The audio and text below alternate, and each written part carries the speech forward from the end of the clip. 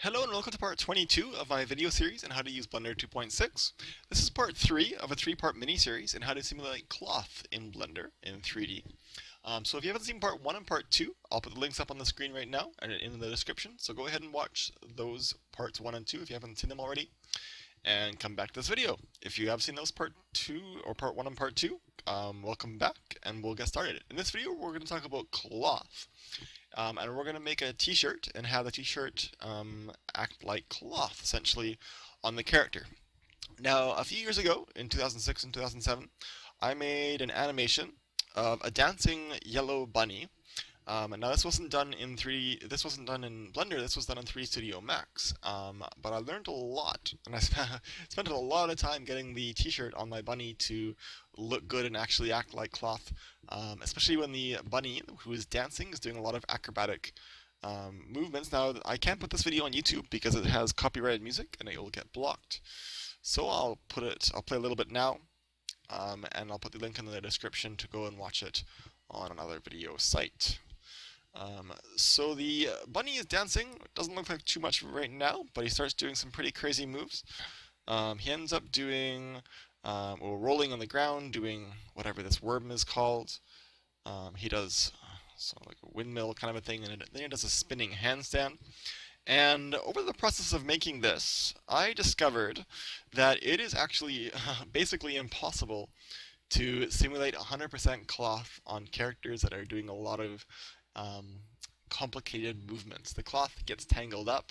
You'll end up spending a lot of time simulating and your cloth getting tangled up in ways that you don't want, or going through your character, especially when the arm of it or the elbow of a character might go through their torso, which mine did a whole lot, which of course would screw up the cloth in that area if an elbow or arm or hand goes through a body part where there is cloth, the cloth will get tangled up and not look good at all. And then you have to resimulate the entire thing.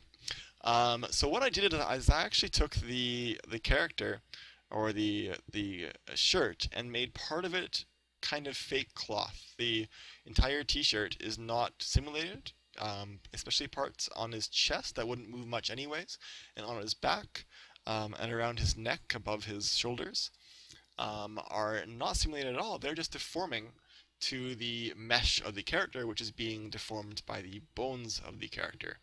So we're going to do a little bit of that today. We're going to mix deformation with cloth simulation. So this is my character. It's almost the same one as from my rigging 101 video, or my bone rigging video. I'm not sure what I called it. Except that the bones in this model are wireframe, and it's quite easy to make any object appear as wireframe. Of course, you can press Z, and that'll change your entire viewport to wireframe, and press Z again to get it back to solid. But you can make individual objects display as wireframe, or as solid, or as even bounding box. So I'm going to go ahead with my man selected, and we go to our Object tab in our Properties window. And under the display heading, you can change the display type. Right now, the man has a display type of texture, but we can change that to wire, and he'll be displayed as wireframe, even though the entire window is displaying as solid. We can even have it display as bounds, which is a box describing exactly how big the object is at its outermost limits.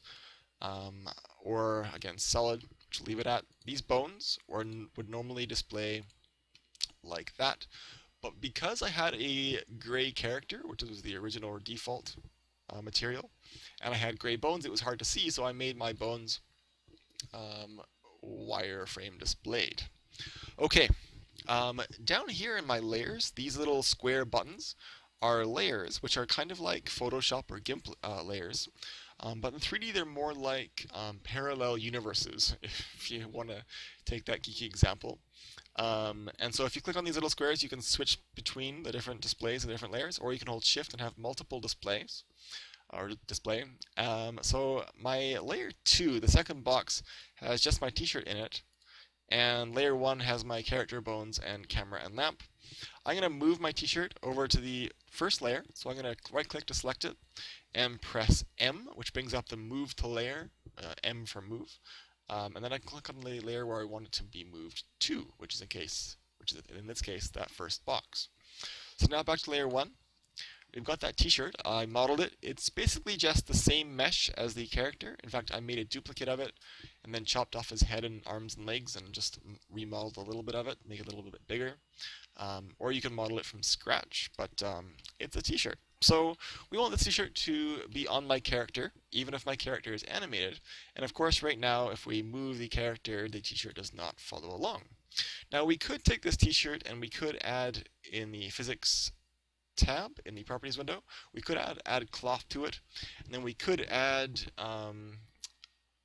a collision physics onto the man mesh, and we could press Alt-A to simulate, and I would love to see how that turns out if you tried it, but it wouldn't turn out too well, especially if your character started doing very acrobatic things. Trust me, I've spent hours fixing such things. So how we can do this, we can actually turn the entire thing into, or have the entire t-shirt be deformed. And to do that in Blender, unfortunately we have to create a duplicate of the man, which is going to be a deformer object, and which is just a mesh that's bigger than the original mesh, and it's going to deform anything inside of it, which is going to be the t-shirt. So we're going to start by taking the man mesh, and in fact I'm going to hide that t-shirt. So in my outliner window, I'm going to rename, it's called Cube001 right now. Under my Object tab, I can rename it to Shirt. And in fact, I might rename my man to Man. And so my shirt, under the outliner, I can click the little eye, and it'll hide it. I can always make it come back, but I won't for now. And we've got our man object, and I'm going to press Shift-D to duplicate, and then right-click to make it snap right back to the same spot. So now I have a man and a man.001. I'm going to name this one Deformer, and we're going to give it a new material so we can identify it more easily. So right now we have the same material on the man and the deformer man, the duplicate man, and we don't want to have that. We want to have a different material. And there's a couple ways we can do that. We can press X right here and make an entirely new material. But that's kind of a waste of time. We can just take the material that is on it right now and make a duplicate of the material.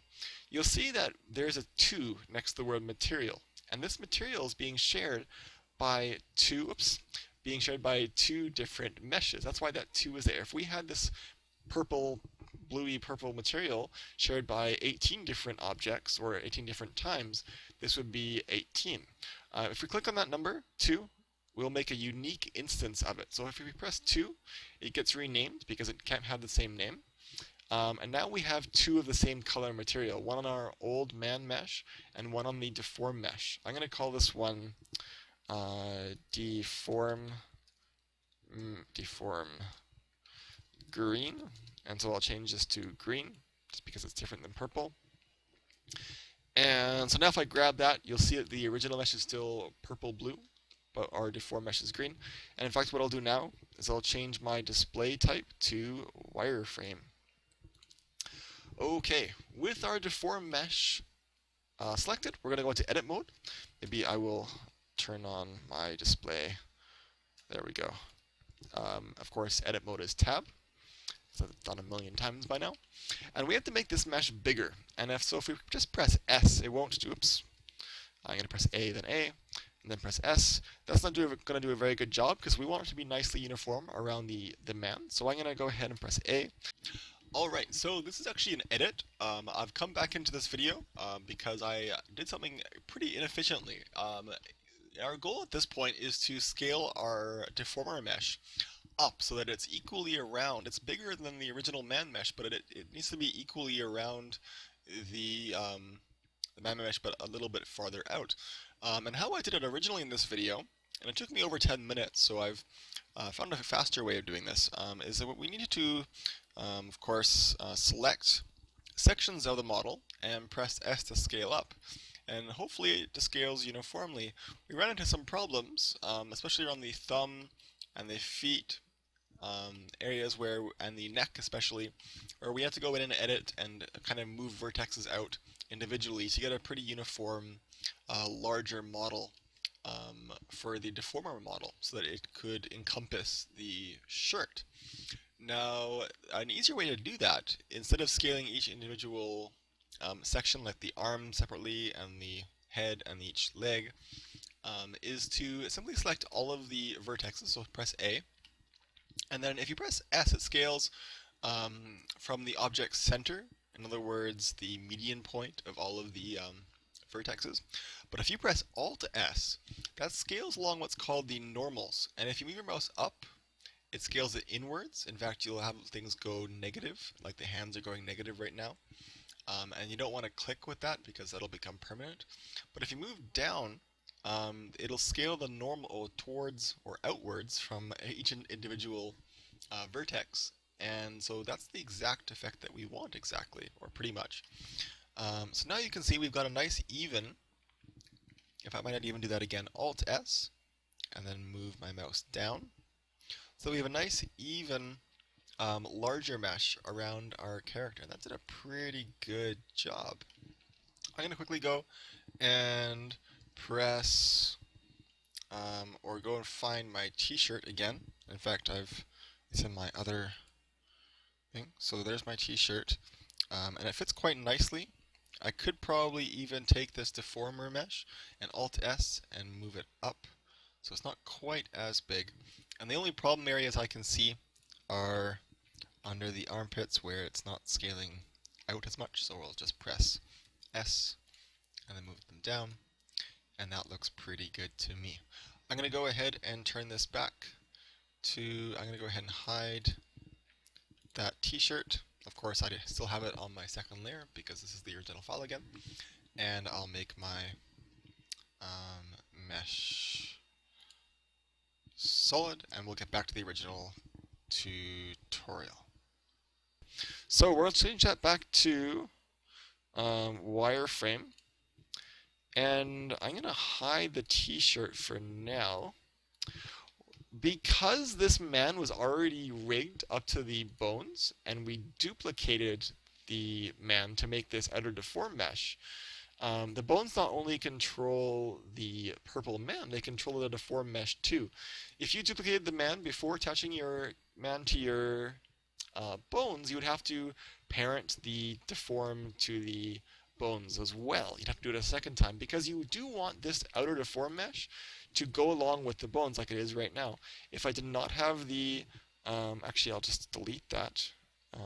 Under my modifiers, I'm going to get rid of the armature modifier. That's how you get rid of bone influence.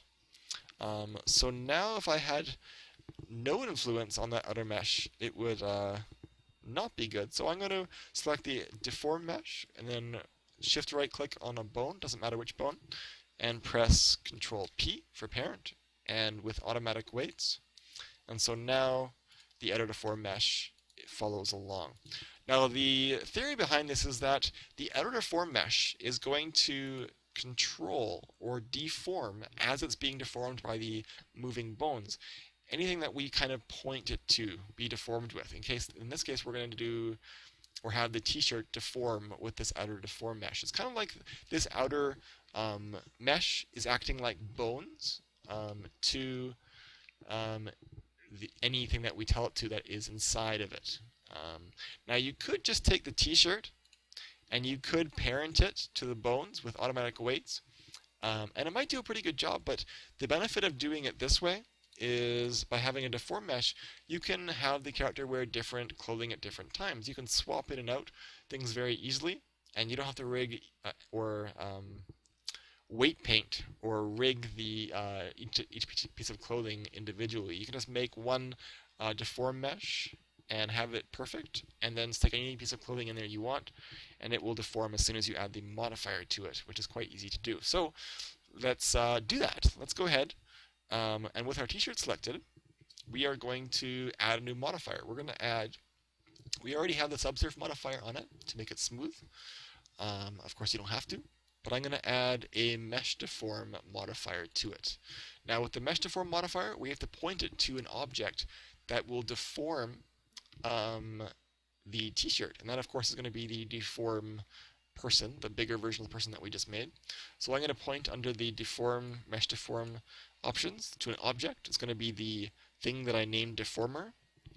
And we need to click on Dynamic for this to work. And I'm going to save. That's important to do in this step because sometimes when you try binding, which is the next step, it will crash Blender, especially if you turn this precision number, up beyond 5, which I would not recommend doing.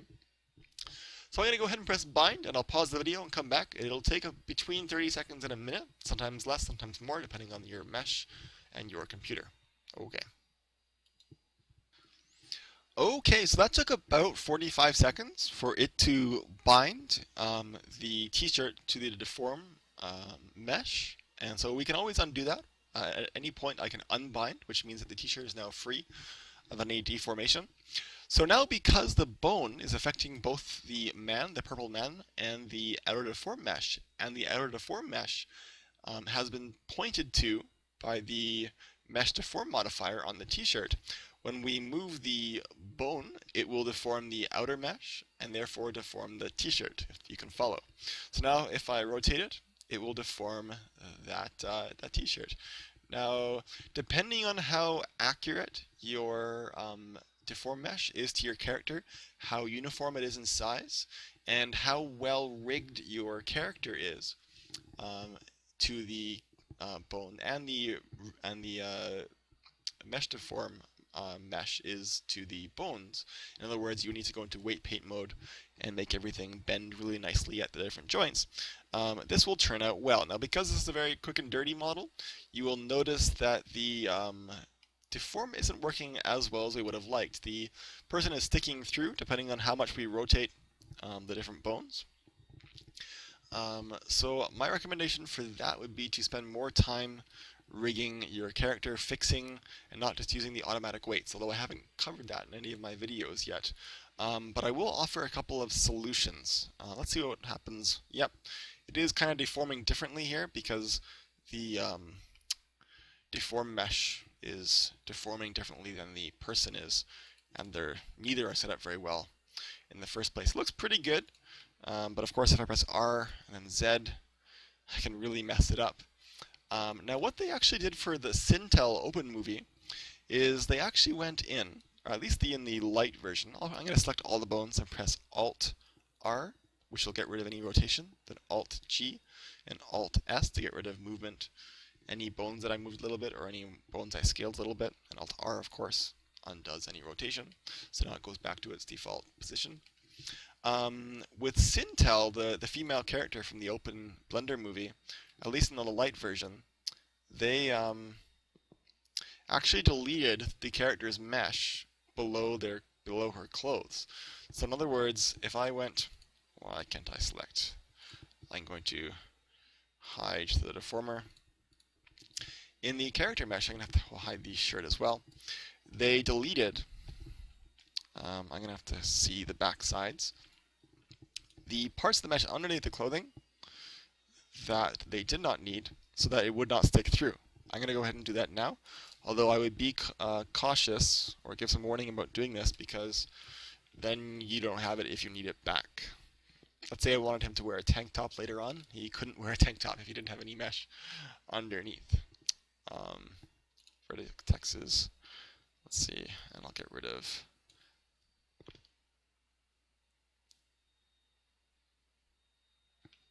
I'm going to do that and delete. In fact, I think I might have gone a bit too far. I don't want him that to be. Maybe I'll just delete that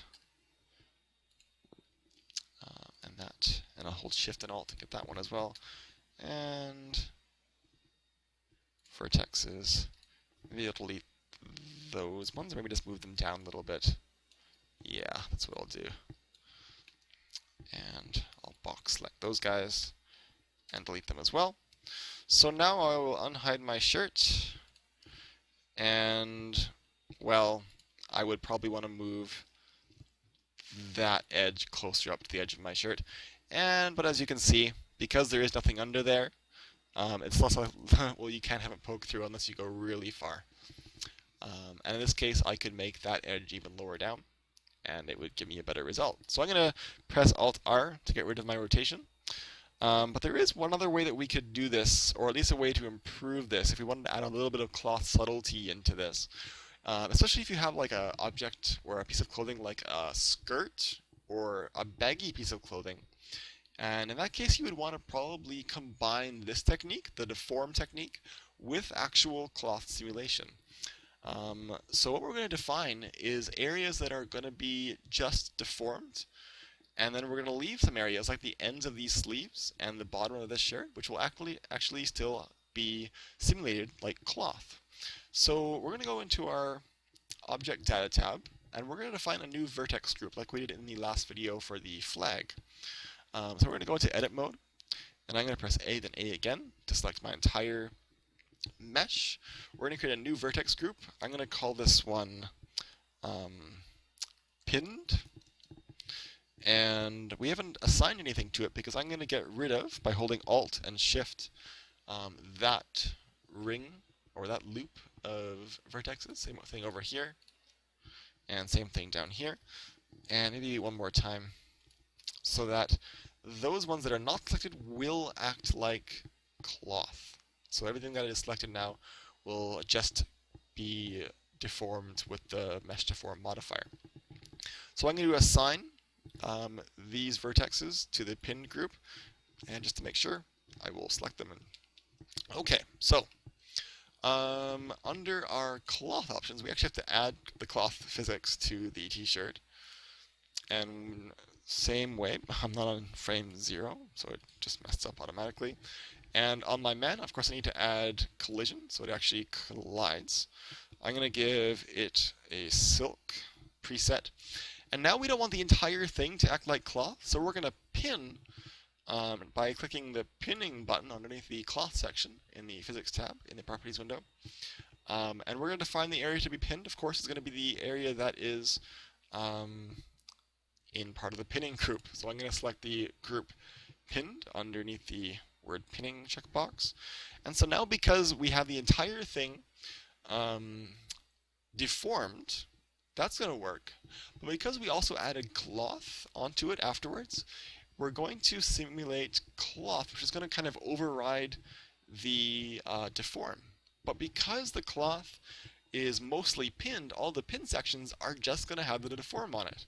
And the sections that we don't have pinned will be treated like cloth, but they'll still be attached, of course, to the parts that are just pinned, if that makes any sense.